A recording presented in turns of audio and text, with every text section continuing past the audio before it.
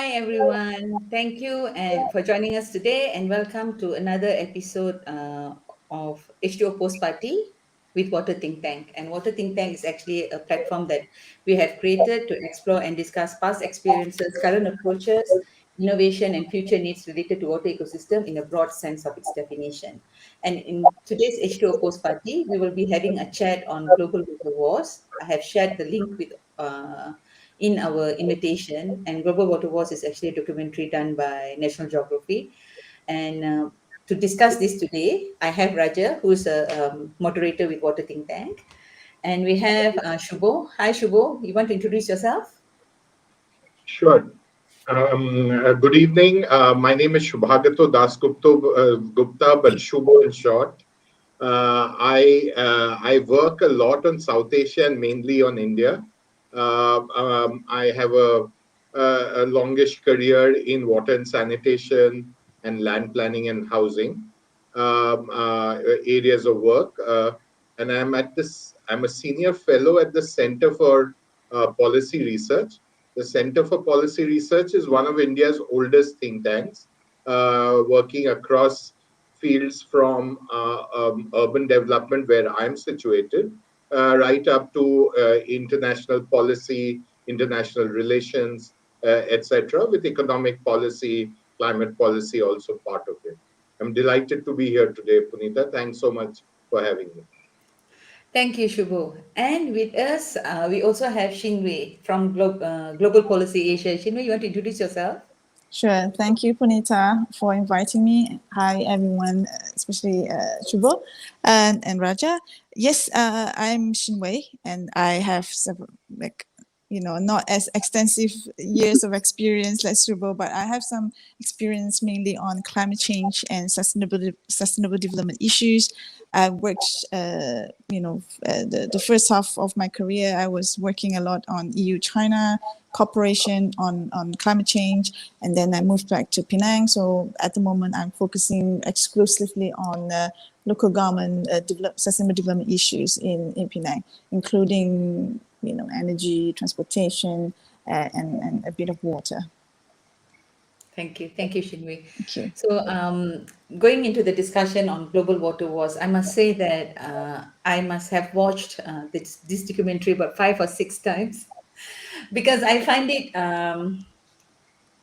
shocking. Even though being in this industry for so long, probably, I mean, myself, Raja, Shinwi from Malaysia. So I guess we have been blessed in of sorts, not having the issues that we are seeing in the countries or the cities that have been showcased in these documentaries. So um, for me to understand deeper, or even like listening to word by word what people are saying, expression on their faces meant a lot to me because you really can see, from their eyes, from the way they speak, the tone of their voice is something that I find really um, touching. Like I have never ever 21 years in the sector, I've never looked at water in that sense. So that's why I really must have watched about 5 or 6 times. I mean, that's my first impression when I watched Global Water Wars. What about any one of you? What is your sense of that particular documentary? If I was to go first, I think the documentary is situated in a context where I guess the creators are trying to highlight issues around the crisis of water. Yes, there are regions, and they have captured some of it, where it is a major crisis. The interesting thing about water, of course, is that it's a natural resource that flows across boundaries. And however the boundary might be defined, whether it's at a city level, city with its rural hinterland, or within a region, or in across countries. Means yes, water does flow through these boundaries, and so it does have challenges alongside it in water management. And given that climate change is becoming such a global topic and becoming more evident in daily everyday life. I think the film does is situated in that context about looking at what the kind of issues around water conflicts have been in the past. For me, uh, sorry, Shiva, I start. No, go ahead, please. Yeah, for me, it's a new area where when I first watched the documentary, being someone who calls himself a practitioner of sustainability, who goes around teaching people sustainability, I never looked past the when you talk about security, I never look past the having not having the proper access to resources, right? We've never spoken about access or security in the manner that was presented by the documentary, where people are actually dying. When we talk about sustainability, when I talk about sustainability, it's always about not destroying the resources and not to overtake from a resources that the thing cannot replenish itself. So it was really an eye opener for me. In, for me, when Punita contacted me asking if I knew anything about transboundary water issues, and it really brought me back to my university years, because I have a legal background, and I did a year on international law and natural resources. So we did a lot on transboundary water conflicts. We learned about the different multinational initiated commissions, like the Mekong Commission. There are several transboundary rivers where countries have come together and set up a mechanism or system for them to discuss with each other how they're going to use the rivers. So, many years ago, I did study about that, and I did know that such things happen. And I know that because I have been working on climate change, I knew that the issue is just going to get worse. It's not going to get better. And when the issues flare up, there'll be more, obviously, it will be reflected in real military conflicts, and there will be a lot of environmental refugees. So overall, the documentary wasn't, I didn't learn like a lot of things, like new things from it, because I studied that issue before. But obviously, looking at it from the current issues, the climate change and the Himalayas are losing glaciers. That's going to happen in many areas. So at the moment, there might be more water because the glaciers are melting, but 10 years down the line, 15 years down the line, there'll be less water because there's no more glaciers melting. So this issue is going to get worse and not get better unless countries can learn to work together to deal with the natural resource. It sounds like we're going to have, I mean, listening from Shinwei is even worrying. Look like we're going to have global water wars too, part two coming soon, kind of thing. But what I was thinking is really like when I first looked at the title Global Water Wars, the imagination is country to one country with another country. That's the imagination we have. But really, what I learned watching here is it is so complex. It's not merely between a country to country, but it's between a sector to sector, like agriculture with domestic consumption, political views or the differences. So it's like suddenly it seems like climate change become one part, like maybe like 1/3 or 1/5 of what causing this problem. But it's like so much of it got to do with just human refusing to work with each other. I feel like that seems to be a bigger issue with global water wars. If that is the bigger issue, then I don't think technology can solve this problem. It becomes diplomacy, or I do not know, sanctions. I don't know what do you guys think. If I may, I think it's the social systems. I mean, humans, a new social system is created. A social system is created to accommodate the aspirations of the people at that place at that time. With the resources they have, with the economic sort of growth that they have.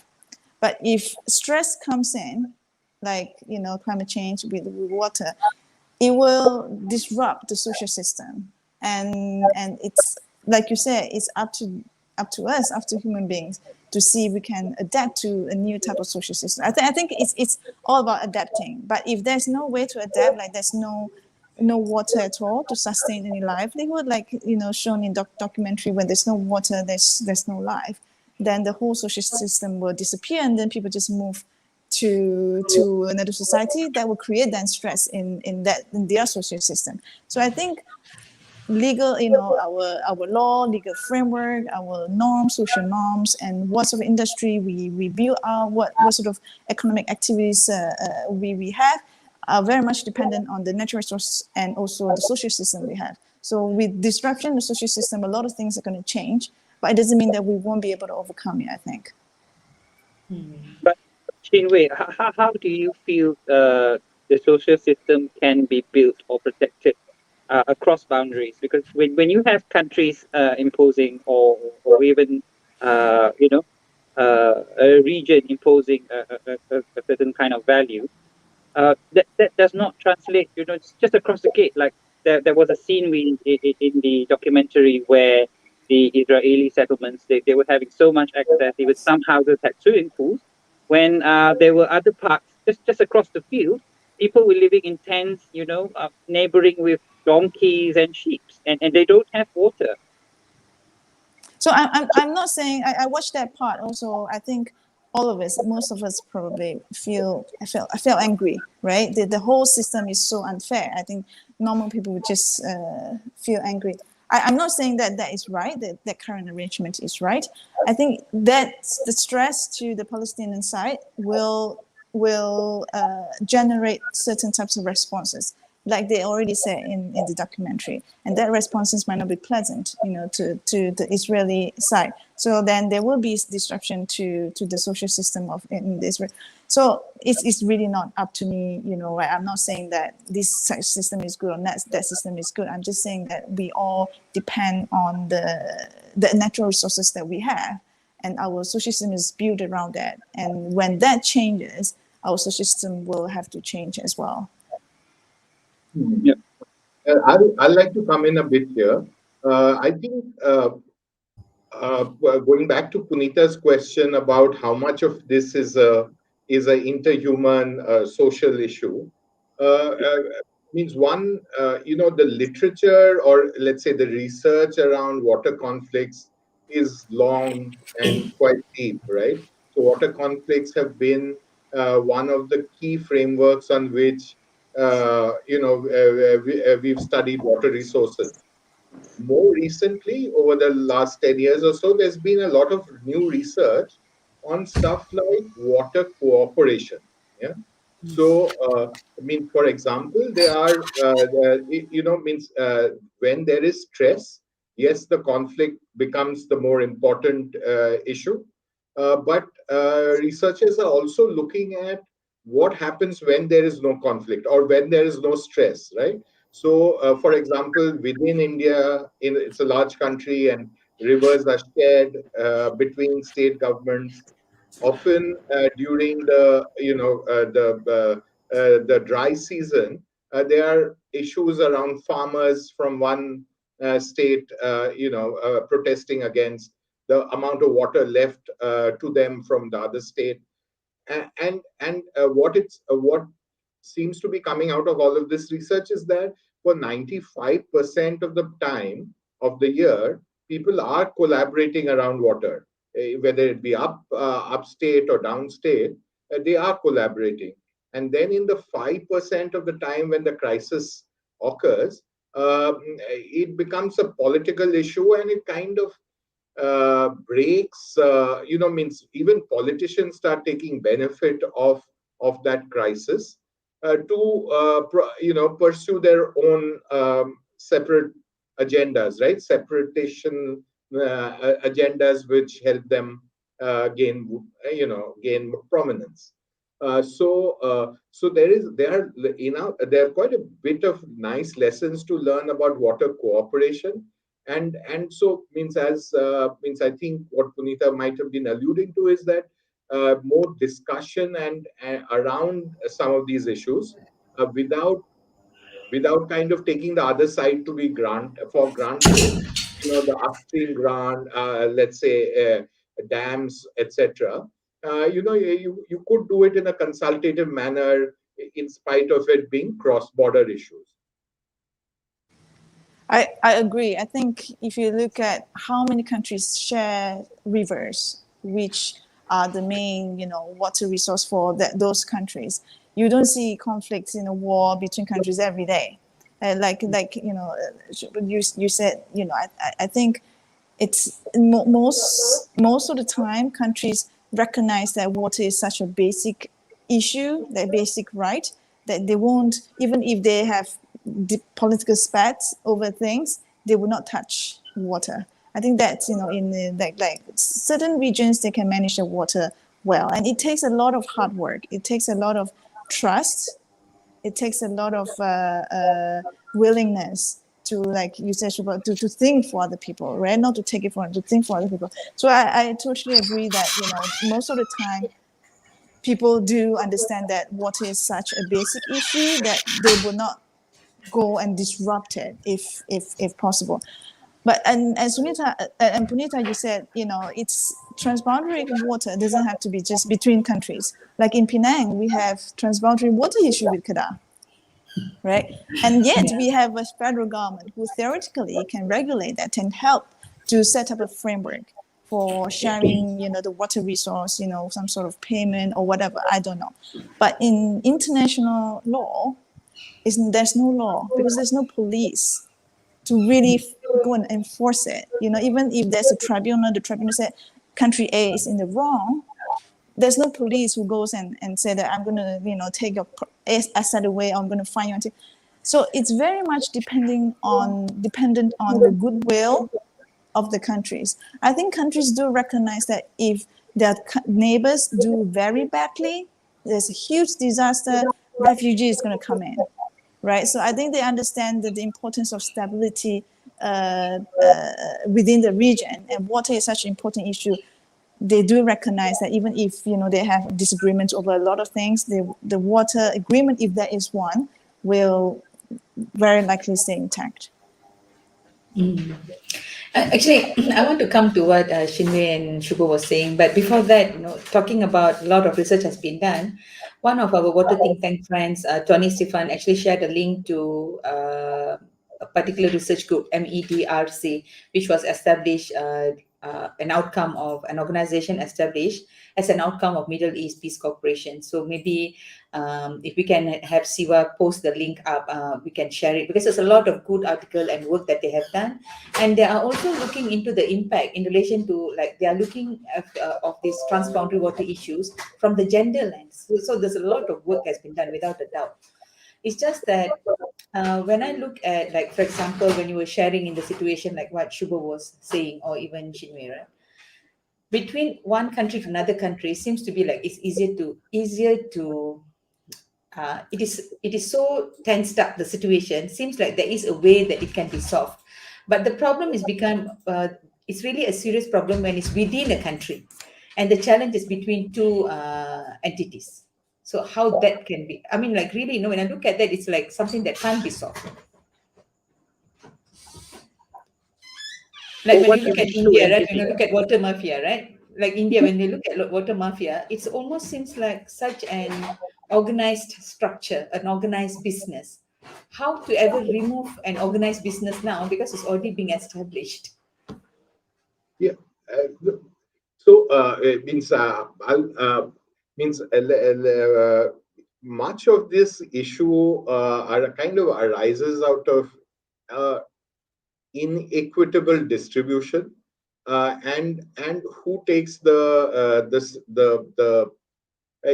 fall for that, who's responsible for the inequitable distribution. So even if it is, let's say, between states, there are means cross country, in the constitution there are whole mechanisms of resolving means river disputes between state governments, and tribunals meet quite often. So means it is a big issue that has some sort of framework in place. So the issue only arises when it kind of breaches certain stress conditions, and uh, one of the ways would, of course, be to ensure that those stress conditions are not repeated and don't get repeated again and again. That's one simple way of trying, well, conceptually simple way, but technically might be, much more difficult. But in depending on the context, but would be so that the periods of time that there is crisis get reduced. And this too, even in cities, let's say, where there is inequitable distribution, and you mentioned that there was a swimming pool on one side and then there were slums on the other. Means the inequity even within the city is something that is not that is socially unsustainable.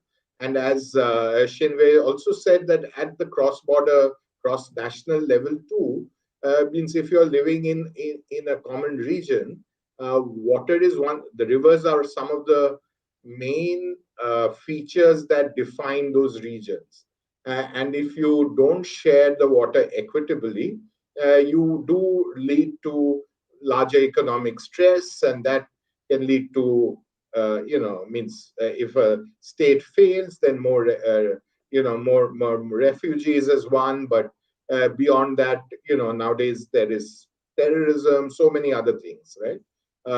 So that complex is means I think it places limits on how much inequity is possible in the distribution of water, and at many times governments and systems kind of take risks in pushing that margin, hard.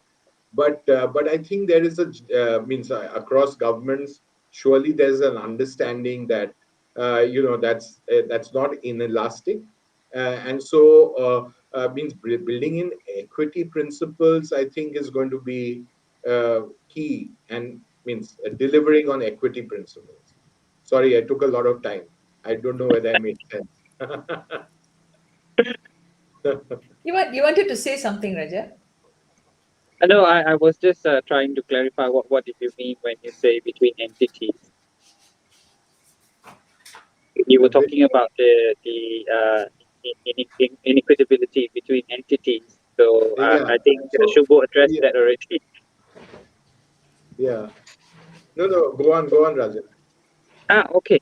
So uh, the thing that kept playing in my mind when I was watching the documentary was, I'm a chemical engineer by profession, and I'm just thinking, because in the past we've been talking about the desalination and harvesting, you know air water, harvesting water from air and things like that. So I just keep thinking, uh, how can we help? What technologies can be brought in? Because I don't have the exposure of coming up with a social or a political solution. So yeah, I was just exploring in my mind what can be done. But Dr. Wolf, inside the uh, documentary, he pointed out you can it's either one of two. When you don't have water, to solve the problem, you need other resources, which is either energy or fuel to generate. So yeah, I'm just that kept playing in my mind. So yeah, and if you talk about energy, then you talk about fuel, then that's another war. So it's like a non-ending problem. I mean, Raja, means I think there are solutions, even from the technological approach, right?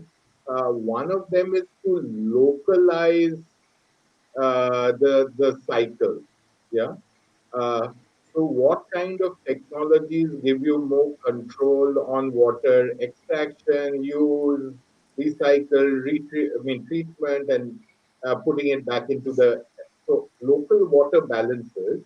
But at what level is we need to discuss what the right geographical level might be, scale might be for a water balance. But looking at water balance bottom up, say within a household, how much how much of the water do you actually consume, means which you don't give back to the nature, or you give back at substandard to the nature. And we work on some technologies that can improve that. Yeah, the good and the bad water leaving the house. Then at the next level, at the community level, yeah, are there some solutions? Can we do it at the neighborhood or citywide level? And then at the, let's say the water basin level. So looking at water balance and security bottom up, I think will open up opportunities for a lot of new technology. Yeah, because right now, as a household, I'm not really very responsible. I'm served water if I live in a higher income area in Delhi for sure, in India for sure, not in the low income area. But otherwise, I expect that water to be delivered without much consideration of what really is happening to the recycling, reuse, and even the wars that it might generate. I, Punita, if I may, I Yes. don't necessarily see the water mafia was it in Delhi in the documentary. I don't Yes. necessarily see them as the bad guy because there's a gap, right? There's no piped system provided by the government, unless the water mafias actively, sort of through lobbying or bribery, stop the politicians from setting up a pipe systems to this area. I see them as filling in the gap and providing a much needed service for I these people. agree. Obviously, at a high cost, right? So Yeah. yeah, I think very much. I think like use of technology can definitely help, but like we see in Israel and we see in Singapore, they have used technology to overcome some of their water issues. But you see that in these countries, I think it requires certain stability and credibility, a credible governance. You need to have some sort of accountable and stable, relatively stable governance, so that you can provide technological solutions to a wide area. Of course, you can talk about providing technologies in villages, right? We see that with Water Aid, the charity, they provide water solutions to villages in Africa. But I think if you want to have like a region-wide or country-wide solution, it will require a lot of like social, the building of a good social system. If I mean, if I recall, I think in the movie as well as some of the article I read, my understanding when come to water mafia is as simple as supply and demand. That's the first part of it. But as the time goes, I know they're also tapping from water mains. So they do take away the water from the water mains because now it's already an established business. I guess they do have a CEO or maybe CFOs and the entire group or something like that. I do agree with you. The part where the failure is in the government providing what they're supposed to provide. Lack of providing that created this opportunity, this particular opportunity, or I do not even want to use the word opportunity because it seems so wrong. But that's what happened here. So I feel like once you have such businesses rooted, even there's a water main being laid, I wouldn't be surprised the water mains will be damaged because that takes away their opportunity to do business. And the way that the regulators or the government can manage the water, either groundwater resources or the surface water, will be so disrupted. They can because those are the things that cannot even be measured. So I'm seeing from an angle of lack of planning. Everything seems to be like they didn't think at the time they're supposed to think. It got delayed and delayed and delayed, and now ends up with such problem. And earlier when Shubha was mentioning something like equity, anywhere we see, I think, of course, in Malaysia, we do not have much issue when it comes to water. Water is relatively cheap. But I think I remember a couple of months back, they found two families in one of the down south state, Johor, didn't have water and they were buying water in containers from their neighbor at a higher price. So I think the regulator and the water operator in Johor stepped in and provided the connect. They didn't have money to pay for the connection fee. That's why I love so much the webinar that Shubho was having with the government agency from the state government of Odisha, because they did away with the connection fee. So I thought that was beautiful, because these people didn't have water, not because they can't pay their monthly bill, because they didn't have money for the connection fee. So I mean, it's very rare, of course, in Malaysia to have that, but we did have that situation, and I can see the same thing. When you are poor, you pay a higher price for water. So that is the equity imbalance that really can be seen, because not many countries have this payment scale of, like we have low cost houses band or something like that, you see, or lower consumption band. In a lot of countries, it's not like that. So these people have to purchase from water mafia rather than a connection directly from the government. So I So think that you're already poor, then you don't have access. To top it up, the access that you have is more premium than than you're supposed to be getting. yes, So it's really terrible. that will be a real instability or war within their own country, because when come to the international or global level, the governments definitely will come to a discussion table. I think even in the case, I think one of the case featured is where the China in China they were diverting the water away, or like creating big dams and whatnot, right? So there are some challenges, but I think governments definitely will be more than ready to go into discussion tables, use some diplomacy to solve. But I think what's happening internally, creating that limitation and problems, I think that is really a Hmm. serious Yeah. concern. Well, that means I'll means the mafia or the or let's say the do-gooder, the on the water services side is a very interesting uh, story, because means it is based on the local context. There is a lot of private, unregulated water supply that happens in Indian cities. So for example, at the most, let's say, a small level where it is kind of beneficial, is where a landowner has lots of rented houses in his plot, and provides groundwater to for use of this group of houses, which, because they have no supply coming there. Hmm? So in that sense, it is part of the rent, and it's only poor people who are living there, and so it's kind of a service that the private operator, in spite of being non-regulated and having its environmental issues because they're using groundwater, is one. On the other side, there are large mafias. You saw a bit about Delhi, but Bombay too. They are quite famous, where they extract not only, yeah, means as you said, from not only from the ground and unregulated areas, but even from the regulated network, right? So they invade the network, so to say, invade the public service provision agencies by bribing them, by getting involved in redistributing, and not based on the principles laid out by that agency. And then they can become quite a strong political force that then controls a lot of lot of the politics of the city. And this uh, is more evident in more water constrained places, but there are these. So means, in one sense, there is the unregulated sector too has both ends of it. Some which can be classified or should be classified as mafia, which are not letting progress or planning Good mafia and bad mafia. But it doesn't look like they're intimidating the people or anything like that, right? Like Shinwei said, they are you It's know a business. closing the gap. Yeah, It's a yeah. business. happen. There's It's demand all and part of they're the meeting the system. demand.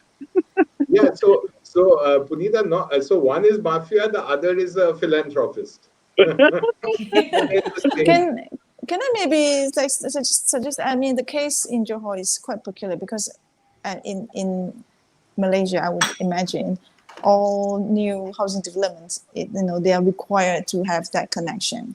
People like buyers of the home, home buyers don't have to pay extra to have that connection. So I think probably this will be the same in India. Like if it's a new development, certain basic facilities have to be there, and that's the water mafia provides services to people who live in the slums, perhaps, who don't, already poor, don't already live in slum, but they don't have the facilities, so they have to, pay for it. But coming back to, I think, looking again, refreshing, remembering again what I've learned at university about transboundary water, and also learning from the issue in Penang, because in Penang, Kedai saying that you need to pay me to look after upstream, right? To look after Ulu Muda, the forest, so that we can have, we can make sure that the amount of water and the quality of water provided to you, or when it gets to your boundary, it's okay. So that's the payment of ecosystem services. How does it apply to international scenario? With upstream countries, then us downstream countries say you had to compensate me for not building a dam or for not, cutting down my forest. But, a lot of times, downstream countries are not necessarily richer. So how does that thing play out at the international scene, not just, within country? Another issue that I've also thought about is, even if you're not in that country, for example, there are disputes, transboundary water disputes in Africa, and a Korean company or Chinese company, they establish a farm, right? They buy out land and they establish farms, big farms in Africa, in an African country that uses a lot of water, right? From that, and that might affect the transboundary water issues. So even if those countries that are not physically there, right, Korea or China, but because they use the water to grow things, then they export.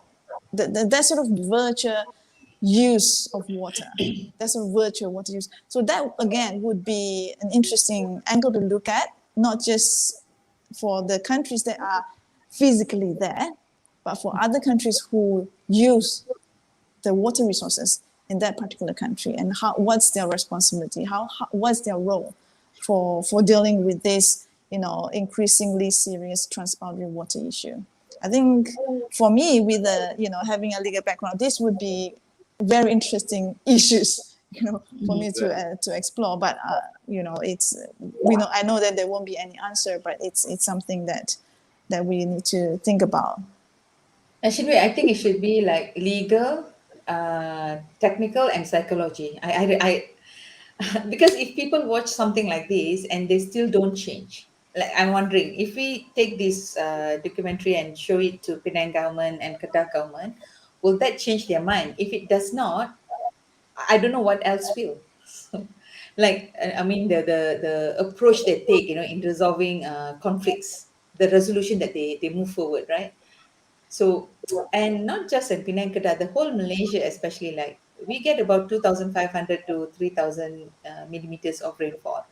We have abundance of water. The only time we don't get water supply is when there's a pollution incident or probably a breakdown in the water treatment system or whatnot. So, other than that, I think we can really count with our two hands how many times we have water disruption a year. We have 24/7 water supply. But I guess every single component that we see here, like, it's a lesson that we should learn, not by experience. We should learn the lessons from what's happening there and see what we need to put here in preparation. What is our 10-year, 20-year, 30-year, 50-year master plan?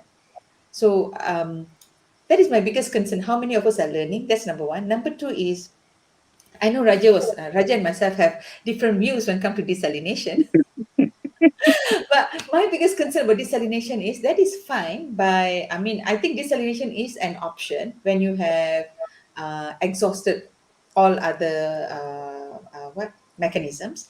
But what about the countries that are landlocked? Right, a lot of these countries are actually landlocked. So what's going to happen to them? So they will end up with probably that condensation, using creating water from air, and that is so expensive. So it doesn't even create, it's like this is like laying liability over liability. So like that is the own the right. I mean the way that it goes. It seems like it's definitely going to be uh, a war, but not in a sense. I think picking up guns, but refugees. No, they call it what now? Environmental immigrants. Migrants, migrants. Migrants. So environmental migrants. So I think that's what will happen. Countries will be saying that there's no other place to go. This is like I mean when I look at this global water wars, it's like every single aspect of it, the complexities between politics, culture, countries, sectors. Like I think I was watching another talk in Iran. 94% of the water upstream is used for agriculture, 6% is for domestic and industries, and now they literally can walk on the river because there's no water in the river. And they are saying that that particular river has gone beyond saving. That river can't even be saved. So these are real experience we can say. I don't think it's not like something that we um, predict. This is not a prediction. It's really happening. Mhm. You don't have to just look at Iran. You just look at California. They are having the Yeah. same issue. It's not something that happens to a country, a developing country that's pretty much isolated because of the sanctions. But look at, like, I agree with you. What can we prepare? How can we prepare ourselves for a situation like this? We have a question from the audience, I think. Sipino Hidayah.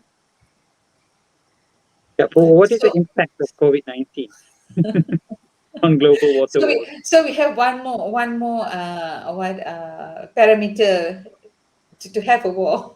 That is COVID-19. So, means one, if wars and are kind of more widely defined, then one of the things that have become quite important because of COVID has been the issues around slums in Indian cities. Yeah. So we still have so many unserved areas, and they have highly dense populations, and they have shared water resources, sources, right?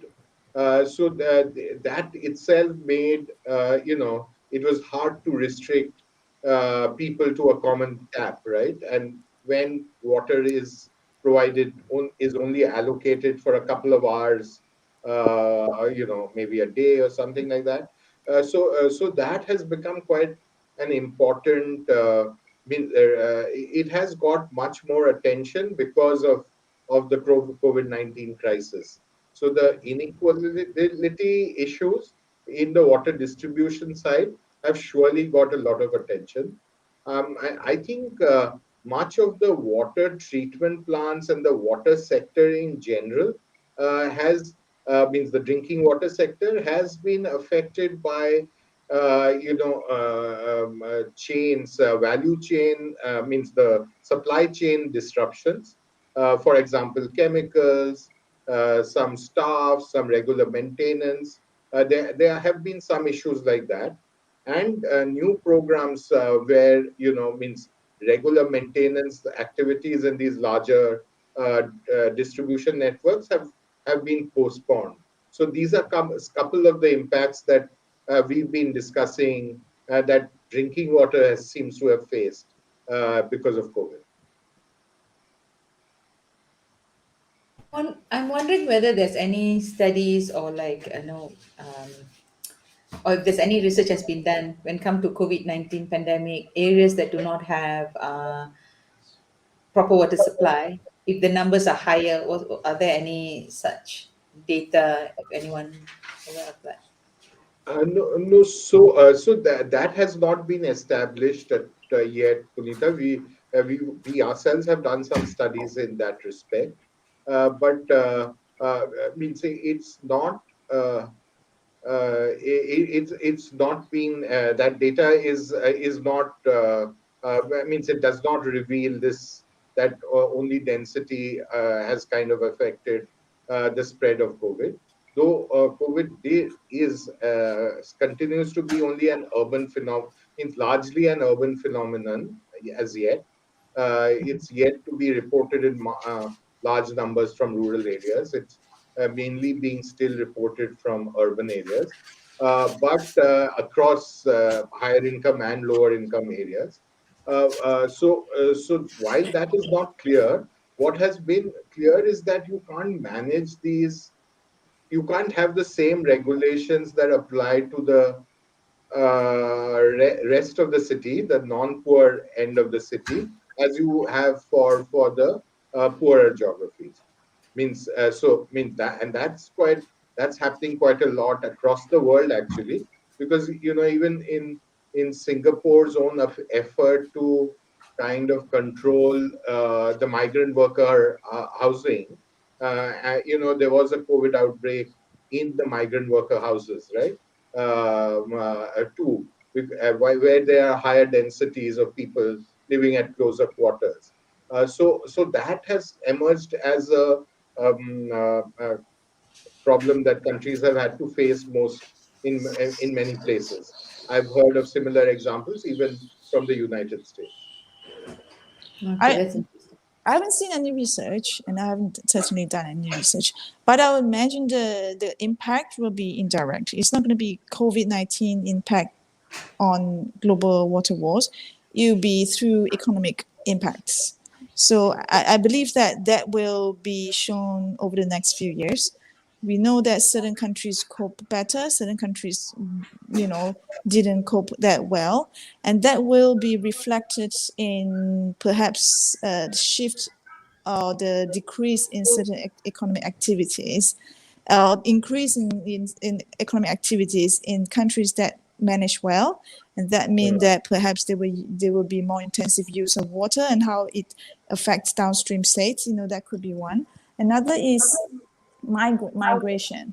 So because at the moment international borders are tightly controlled because of COVID-19, once the border control is relaxed and the economic impact really bites, then you see perhaps people moving from rural area to urban area, or moving from one country to another country where they think that there'll be more opportunities. They'll put stresses on water resources in the host country. So I think I don't know. These are just my guesses. We won't see the impact so quickly, and you don't see the links so directly. But down several years down the line, I think the impact of COVID-19 on economic impact on economy will have an impact on the shift in water use in different countries.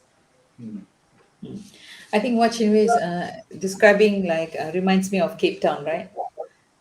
When sudden surge of uh, population shifted to the cities, and literally the city's infrastructure can't cope. So I guess Siti, you have your answer, or maybe part of the answer, but actually we do not really have an answer. Recently, Maybe someone asked me, city can you maybe talk? city can do the research. Yes, that's a good one.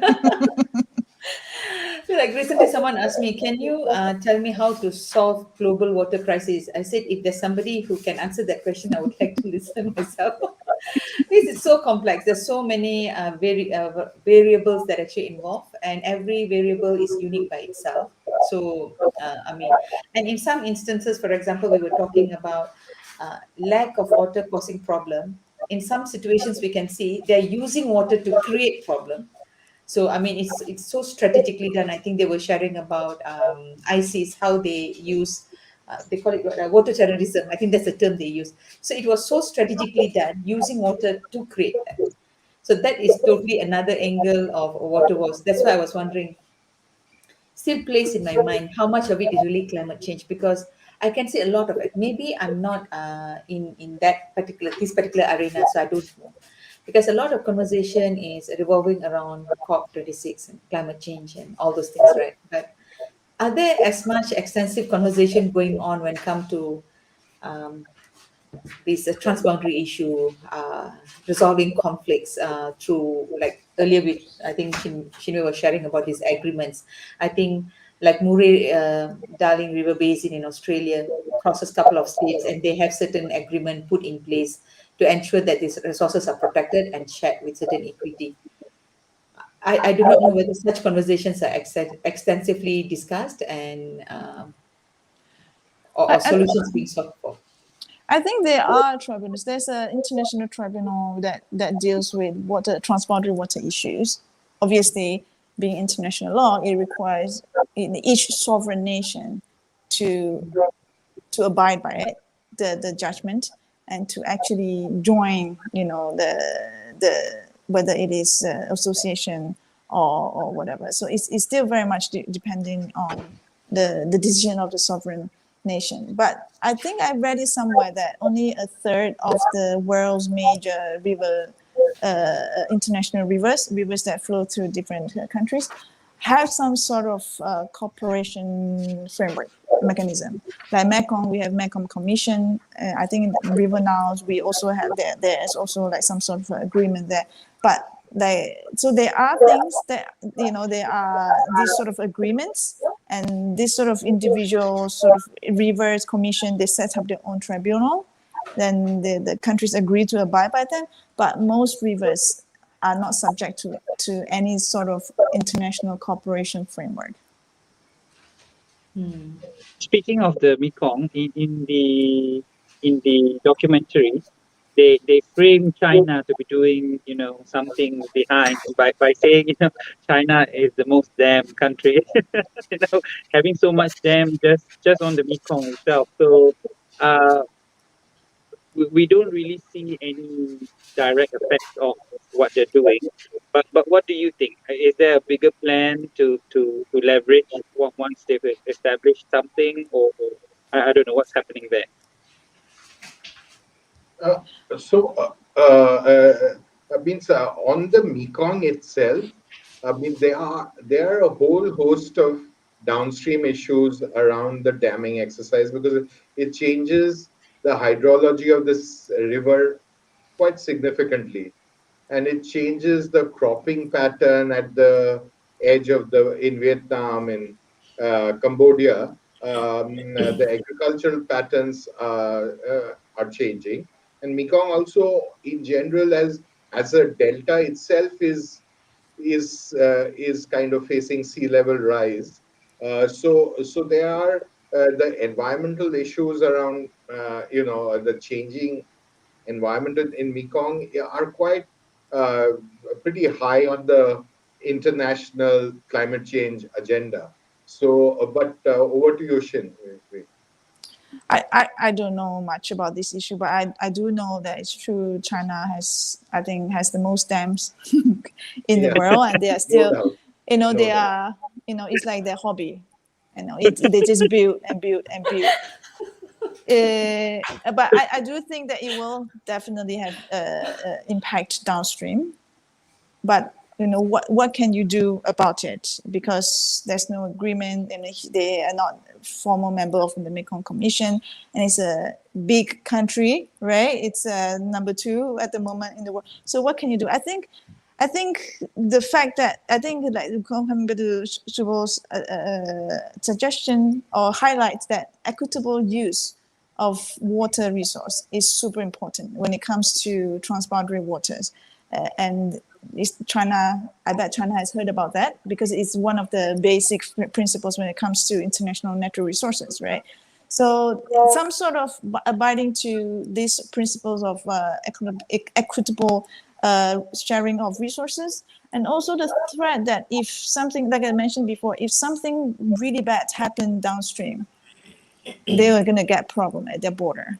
They are going to get people going in. So they will have to balance, yes, we want to take as much resources as we want, but at the same time, we need to make sure that our neighbors do not, go get into a messy state because we use it. So I think from somewhere I read that they are starting to open up a bit about their secretive dam projects, right, along at the upstream level. So hopefully more dialogues, and also now, because of the fight between US and China, and China has to be nice to its neighbors, and this perfect time, right, for downstream countries to tell China, well, you are also in a difficult situation. You also need our support. Water is a very basic issue that, you need to respect our right to. So I think political situation and the geopolitics change all the time.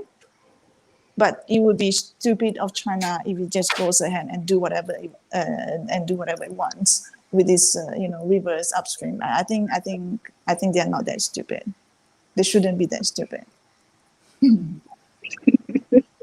All right, that's a way of putting it. Yeah, but what you see, right? Like, okay, that is one big country which with huge population, significant economic growth. So it's really like not surprising that the resources that they need. But if you look at like right here in Malaysia, when you look at the amount of water that we have and the kind of activity they do upstream, especially like in Ulu Muda Forest Reserve area, the kind of development that is being allowed, I feel like there's significantly lack of uh, awareness or consciousness of what is happening globally. I mean that's what I feel. Like the inability to use these lessons and to prepare ahead. I don't see any plans. Have we heard any plans in Malaysia that talking about 20, 15, 30 years or 40 years from now, what are the vulnerability that we will face and how to get ourselves prepared? Because there were conversations even in Malaysia about tapping groundwater, and we always talk about surface water is our savings account, and groundwater is as our fixed deposit, right? We shouldn't even be touching. There's no business for us even to touch groundwater, but we in Malaysia we are talking about touching groundwater. And I think even groundwater want to be touched, it should be for that rural community that is really like in the off-grid areas that can't be receiving connected pipelines kilometers away. So this is something like all over. I think you highlighted one of the characteristics of Malaysian government is reactive. We react to things. We are not very good at planning ahead. We might be, lucky enough that some of our civil servants are good enough to react in a way that solve the problems. But as a whole, our government is not very good at planning ahead. And I think with the discussion of climate change, the erratic weather and the fact that more and more rivers are polluted, it should force them, to think about the issue more properly. Just like in Penang, even though Penang sees itself as a water insecure state, the solutions they find are always looking for the supply, diversify water supply. But as the Israeli case shows, I think in the documentary they said within months, because they have the Save Water campaign, 40% reduction in water use. So there's still a lot of room for us to reduce our water use without increasing the need, without the need to increase our water supply. So I think changing water use behavior should be the easiest, right? Theoretically easiest and the least cost option that we have before we start talking about desalination. So I think for Malaysia, that sort of awareness in using water, that should be our first choice. And in terms of tapping groundwater, I'm not an expert in that, but what I understand is as long as the rate of extraction is not far higher than the rate of replenishment, it's okay, because groundwater gets replenished. It obviously depends on the geology, right, of the place. But if the groundwater is continuously replenished, then if you regulate the rate of extraction, that might be okay. For me. So because not many issues have black and white, sides to it, right? And Raja, you should know, in relation to science, there are always nuances, right? In this situation, that might be the best solution, but in that situation, that might not be. So I think definitely we can think about looking into it, but we should definitely look into the least cost option, which is changing our water use behavior. Are there Go on, Chibo.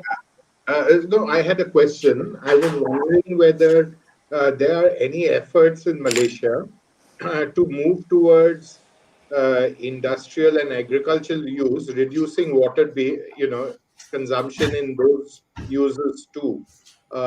Means there are new processes, whether it be new manufacturing processes or newer agricultural processes, that keep water under control, or that's not required given the the abundance of the resource.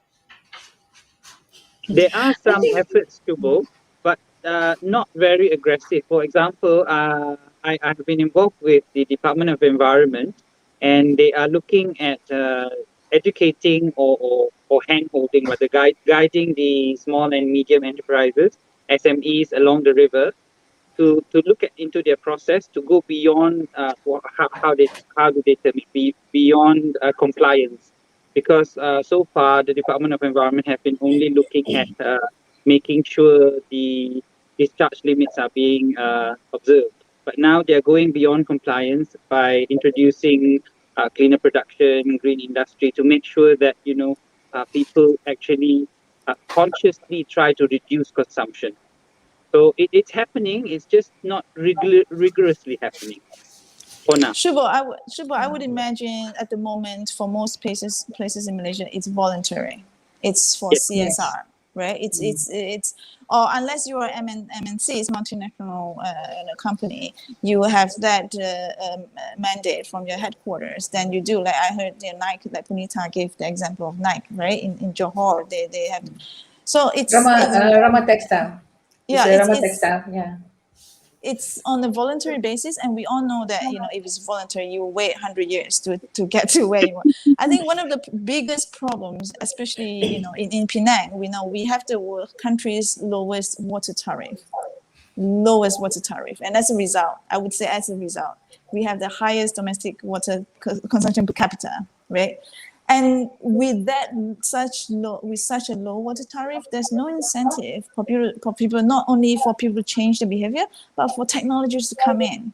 Because if you want to use water reuse, water filtration, or whatever, all this, the cost is, the water that is produced through these technologies, I think it costs much more than what they can get, from the pipe. So we see that is being a very critical obstacle to better use of water.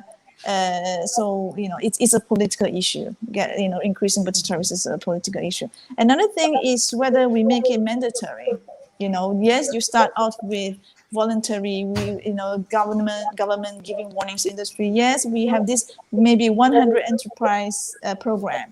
So the 100 biggest industry users, we asking you to reduce your percentage by how much, based purely voluntary. But in 5 years' times, we're going to come up with bylaws or regulations. So we need that sort of mandate. Otherwise, if you leave it to Asian entrepreneurs, they would say, yeah, wait until the cane comes, Otherwise, we won't do anything. Yeah, I think you are right, because like what Raja mentioned, is more like self-regulating. So they are doing something. I mean, because probably even that will not last long. As long as the hand holding, they might do it, and after that it might wane off. I really think it's a lack of incentive, because like it or not, when it comes to businesses, there must be some kind of reward system. So there's a lack of reward for good behavior. um, and not only lack of reward, there is a cost involved, like what Shinwei have shared. There's even a cost for it. So it's not really an encouraging process. Because what I'm really thinking is, in order for like country like Malaysia to be prepared, is a lot of behavior change in how we use water and or recycle it. There's a lot of behavioral change that we need to do. Otherwise, there's no way we can um, you know face a situation like what's happening in Israel or Palestine or India. I don't think that we can't face it. I don't think we are equipped for that. We are a group of people who get super upset if we do not have water supply for one day. So it's like there's no way we can handle it. So I think there's a gradual process that need to be done, helping us to change. Like for instance, like what I did was I stopped using water heater, and I saved 9 meter cube of water a month. So it works. It's just I just wanted to try, so I decided not to use water heater. I want to see whether I can say what is true, because right now I just go in 2 minutes, I come out. Like before that, 10 minutes, you're still sitting and enjoying the steam bath. So I think there are things that we can do, but I guess practical solutions must be given to help us change our behavior. You know, we had engineer Alias on our show previously, and he put it very simply. You know, he said you drink 2 liters of water a day, and you know if you're cooking and all that. Let's say you use 5 liters, so that 5 liters is portable. What happens to the other 220 liters of your per capita use? You're flushing the toilet, you're watering your lawn, and you know you're washing your clothes, which does not need that kind of portable quality. So so that got me thinking. Maybe you know we should appreciate it more, like the Palestinians. You know, there was one part where the guy was saying, you know, put some water in the tank for the children to drink. The rest can go in the barrel.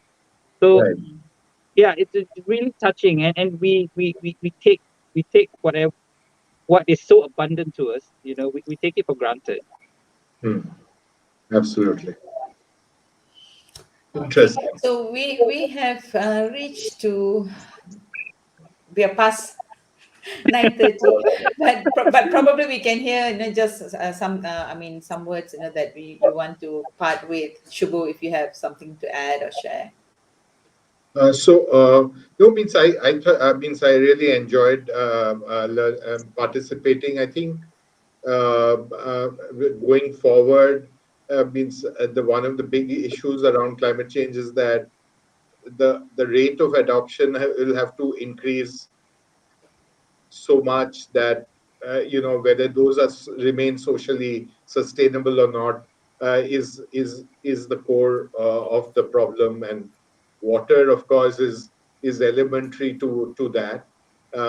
So means whether it be sea level rise or flooding of rivers or drying up of rivers, water will remain one of the most important aspects about adoption in the new world.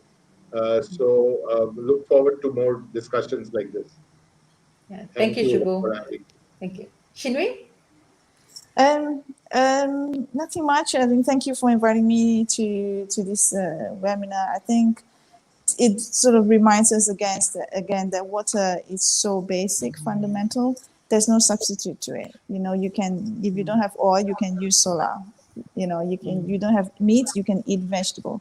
For water, there's no substitute. You know, it's such a fundamental issue that, you know, when it comes to transboundary countries, just like, you know, what the scientists have told and activists have told countries, climate change is a joint effort. And that has to be reflected in water resource management as well. It has to be a joint effort. You know, it's not each country to itself. So I think that is important. And I think Malaysia can be better prepared. We might not, you know, it's difficult to imagine we will be in the, you know, in the situation as Palestine, because, you know, our geography is different and our weather system is different, but you never know. Maybe heat becomes so hot that the drought season will be longer. Maybe there will be some sort of rationing.